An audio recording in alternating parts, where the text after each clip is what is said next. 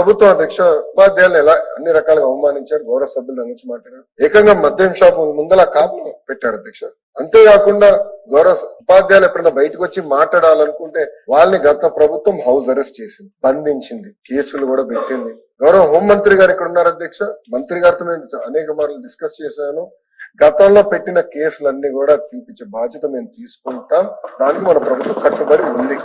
హోంమంత్రి గారు కూడా ఈ విషయం చాలా సీరియస్ గా తీసుకుంటారు అధ్యక్ష. 2022లో గౌరవ సభ్యులు కూడా తెలుసు 1570 మంది టీచర్లు రూల్స్ కి విరుద్ధంగా ట్రాన్స్ఫర్ చేశారు. ఇది నేను సూటిగా బొత్స గారిని ఈరోజు అడగడం అనుకున్నాను. ఆయన 3 సార్లు మంత్రిగా చేశారు, సీనియర్ మంత్రి. ఎలా చేశారని సూటిగా ప్రశ్నిద్దాం అనుకున్నా. ఆయన ఈరోజు జంప్ హౌస్ లో లేడైనా. అంతేకాకుండా అధ్యక్ష 45 యాప్లు పెట్టారు, ప్రతి దానికి యాప్లు పెట్టారు, ఉపాధ్యాయులు ఇబ్బంది పడ్డారు.